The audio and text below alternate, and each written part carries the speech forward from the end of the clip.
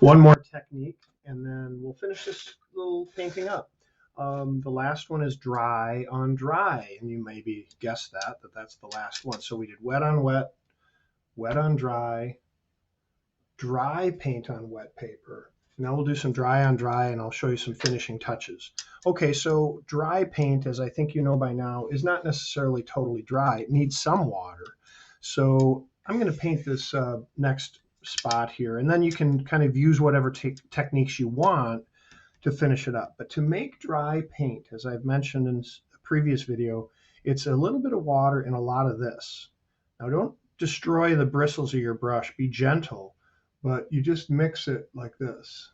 Sometimes you just want to make sure you're not destroying your brush bristles by don't do the twizzle with it pushed down. That ruins your brush real fast. But this is just, the more I do this, the thicker and brighter and fuller that color is going to be. Now I could get a little bit more water to make a little bit more paint, but you just don't want too much water, because then you're just going to have a watery paint when you want a dry paint. And usually dry paint is used up in the foreground in more detailed areas where you want cleaner lines and you want fuller color because the object is closer to you.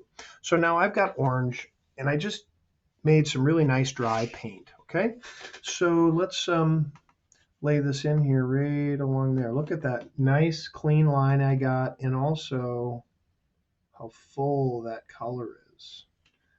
And with the tip of your brush, this is why you don't want to ruin your brush. You want to have that nice tip there. And then one thing to show you is that as I do this ellipse and color it in,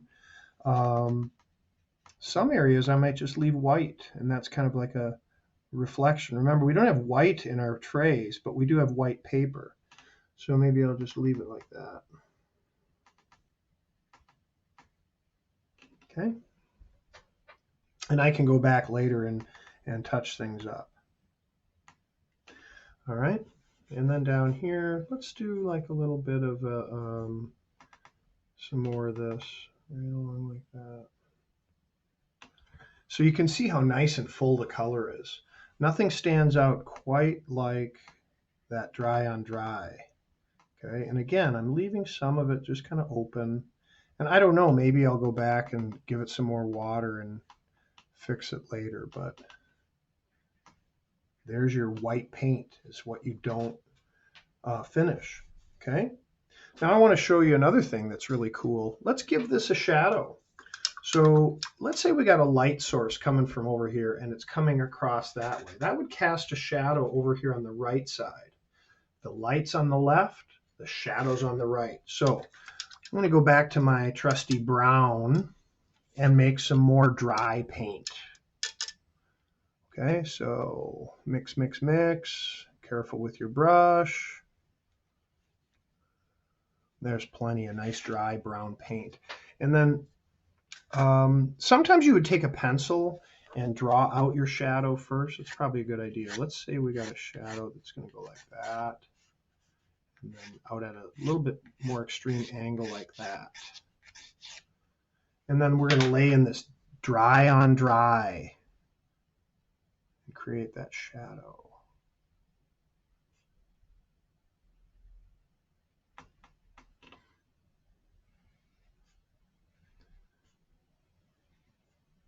See how nice and dark that brown is? That's some nice dry paint. So watercolor has that versatility. It can be really wet on wet light, or you can really make it dark where it almost looks like, you know, regular paint, acrylic paint or something. And you get that nice clean line with that dry on dry paint. And since the cup is kind of curved at the top, maybe I'll finish off the shadow with a curved top like that. And I can always adjust it later.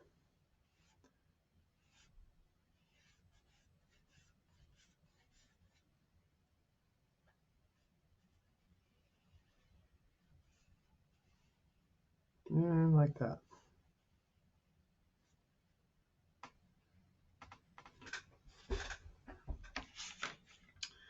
I would maybe spend a little more time fixing that, but sometimes if you don't like things, like I'm not really liking that so much, maybe I'll just extend it and it's a taller shadow and it just kind of goes off the page kind of like that. You know what? I like that better.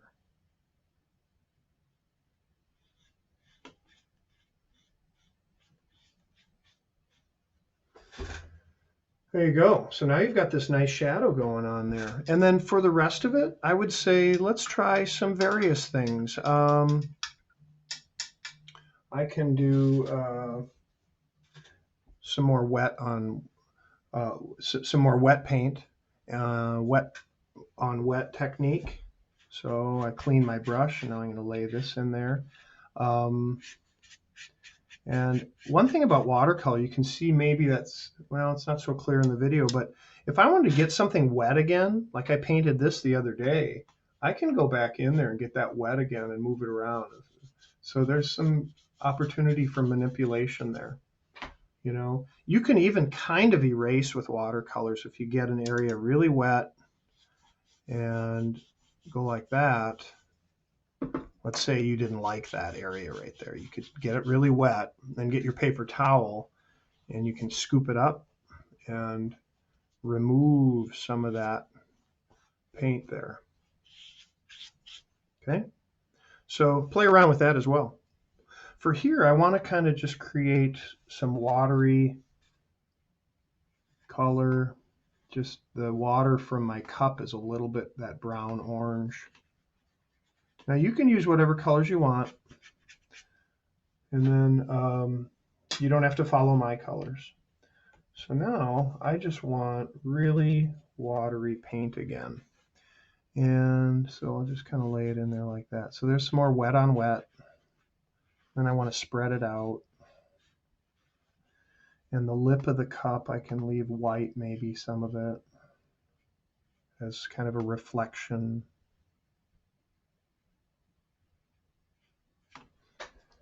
And sometimes it looks good to just let that organic kind of run of the color take over. Watch this. This is now pretty dry to the touch. But if I just get a wet brush, then I can go over it and kind of soften that color in some areas. So I'm using the orange to create a really faded additional orange, and then I'm going to run my brush along this wavy line down here and kind of a lighter value of that orange emerges. But I'm still going to leave some white areas. Just kind of play around with that if you want.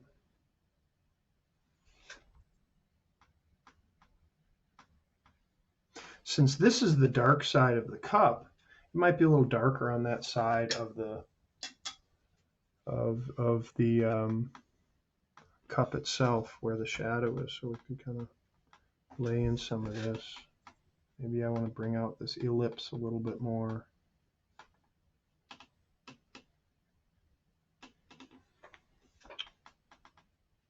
And then if I feel like I've gone too far with this, I can subtract paint too.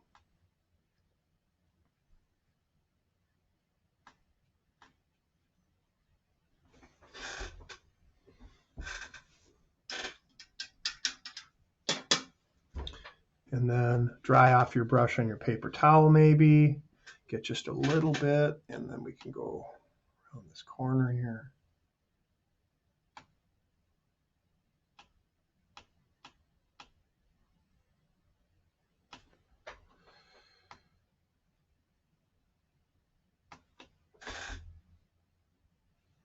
And you can kind of start to see that the little white area on the orange is kind of creating a sense that that's the top of that liquid in the cup. And then when we get up here, you could play around with that too, adding, subtracting water, and maybe leaving some areas just straight up white, the color of the paper. Choose your colors, choose your level of water, bring this to a nice conclusion, and there you have it, folks. and mainly, for sure, enjoy the process. The more you do it, the more you feel you have control.